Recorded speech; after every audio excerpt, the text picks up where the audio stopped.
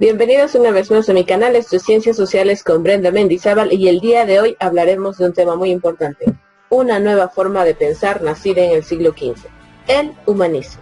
¿Qué significa humanismo? Proviene de la voz humanitas, expresión latina que resumía todo lo que los hombres de esa época buscaban, la plenitud humana, es decir, vivir intensamente en la condición de hombre. La Edad Media se caracteriza porque el hombre vivía en función de Dios. Debía ser pobre, miserable y hasta a veces sufrir en este mundo para alcanzar la gloria. Sin embargo, hacia el siglo XV el hombre se daría cuenta que no es tan necesario sufrir en este mundo para alcanzar la gloria de Dios, del Dios que creía, sino que también él podía tener derecho a disfrutar de este mundo. Y también se da cuenta que esa idea de sufrir había sido creada por las clases dominantes para explotar a la masa trabajadora. Así se convierte esta idea en una que tiene más fuerza y empezamos a centrar en la vida y plenitud del ser humano en esta etapa terrenal en este planeta. Se caracteriza porque se considera al ser humano como el centro del universo, cuando antes era Dios el que estaba considerado como centro del universo. Así pasa Dios a un segundo plano más espiritual, ya como guía, pero ya no como el centro de nuestra vida. Ellos necesitan tomar ideas diferentes a la Edad Media, para lo cual recurren a los pensadores de la Edad Clásica, es decir, a la cultura griega y romana. Empiezan a aprender el latín, el griego, el hebreo y retoman las ideas de grandes filósofos clásicos como Aristóteles, Platón, Pitágoras, entre otros. Y también se enfrentan a la tradición y pensamiento medieval, que en realidad estaba basada en memorizar compendios y sobre todo muchos conocimientos religiosos. Ahora no, los humanistas dicen que tenemos que aprender a analizar, a pensar y a explorar.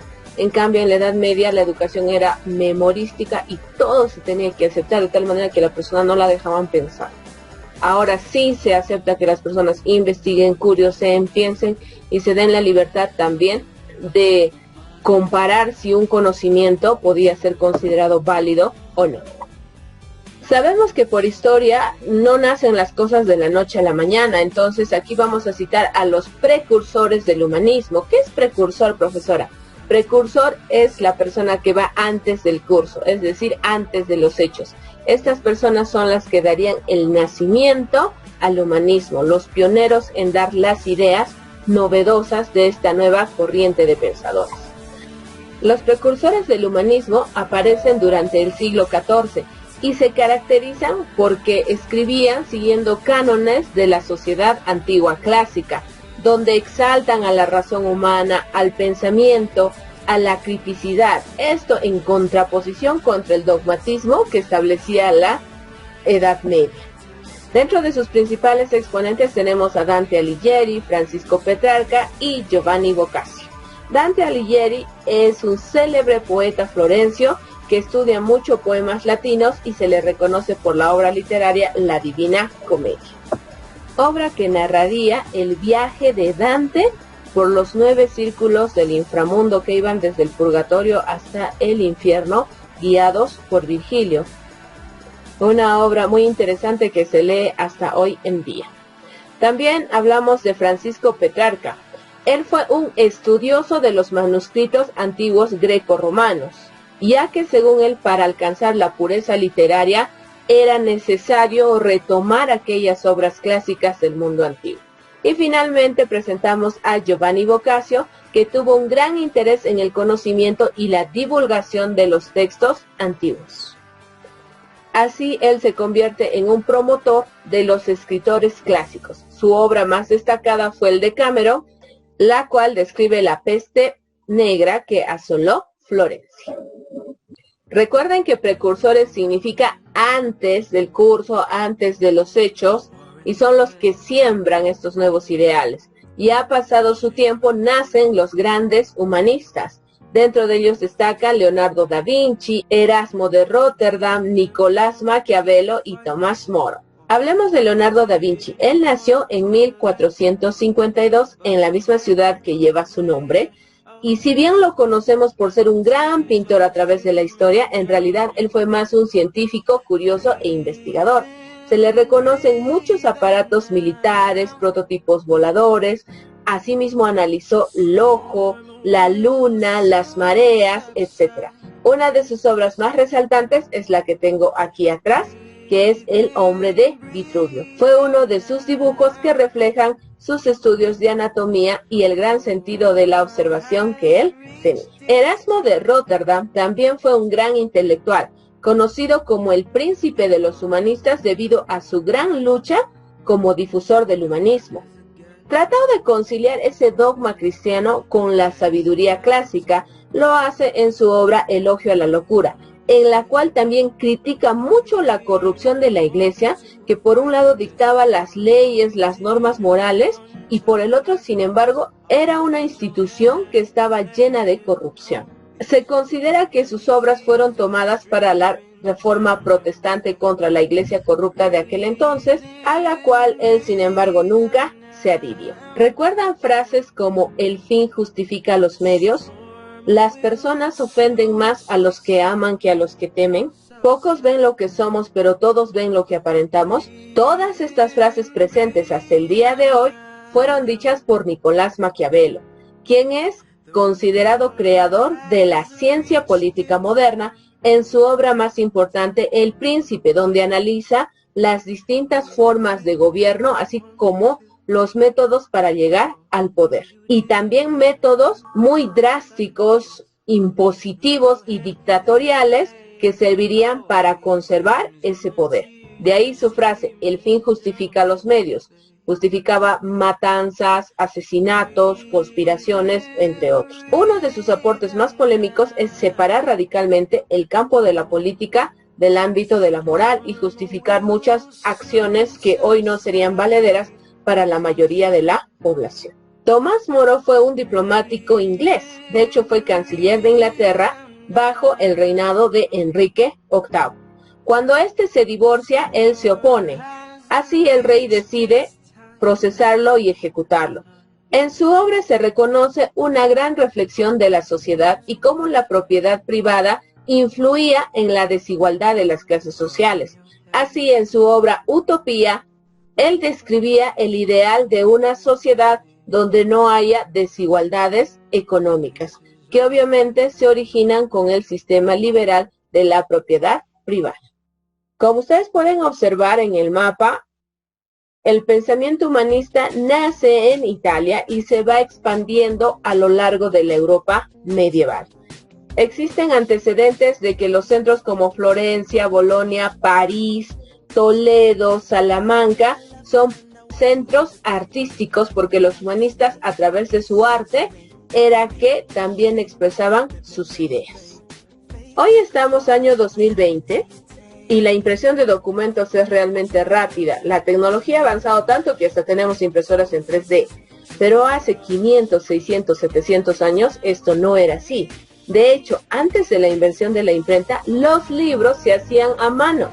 Había una obra original, la cual se ponía en el centro de una mesa y luego un grupo de personas, algunas veces religiosas, eran los que transcribían como caligrafía cada ejemplar. Luego de eso se encuadernaban y salían los libros y obviamente tener acceso a ellos era muy caro y muy difícil. Hasta que se inventó la imprenta.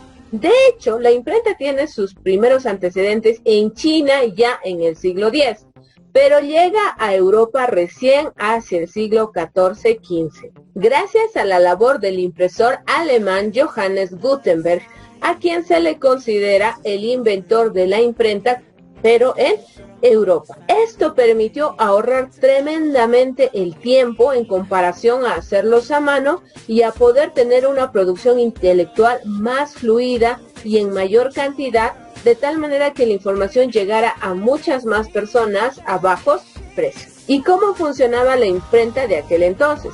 Bueno, en el primer paso, 3 tipógrafos componiendo las páginas con tipos de metal. Una vez que la página está armada, se coloca sobre el mármol de la prensa y se entinta. Es decir, planchas de metales se van a entintar.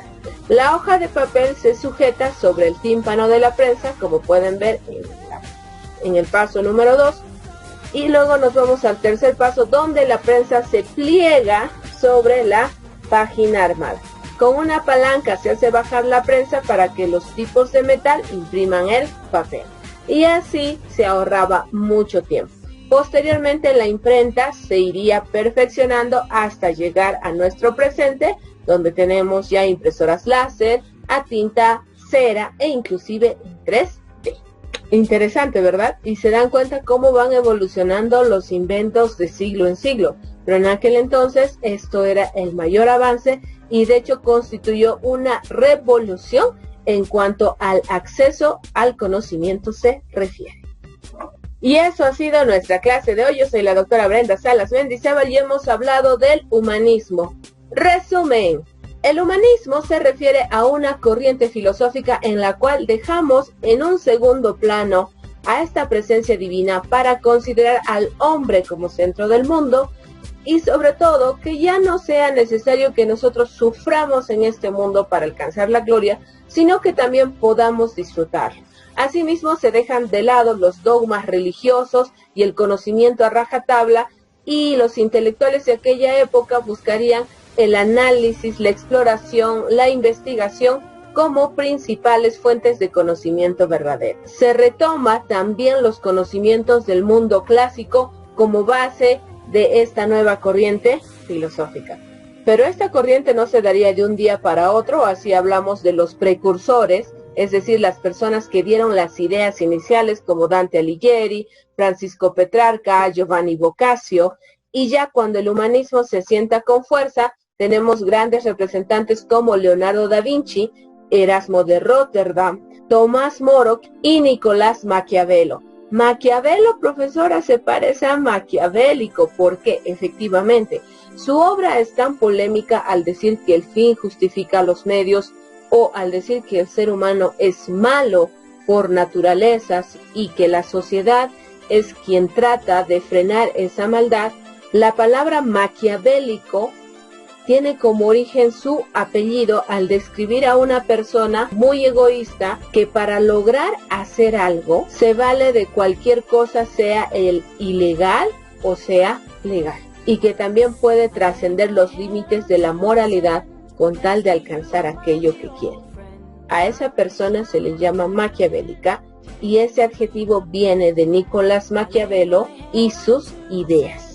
Y ya sabemos que el humanismo nace en Italia y se va expandiendo a lo largo de Europa a través de tertulias, de centros artísticos, etc. Y es en este tiempo donde se da un invento clave de la imprenta que ahorraría mucho tiempo y dinero en la fabricación de libros, lo cual los haría más accesibles y a mayor cantidad de población y se difundirían muchísimo más las ideas, las cuales están presentes hasta hoy en día. Espero que les haya gustado el tema y conmigo será hasta otra oportunidad. Nos vemos.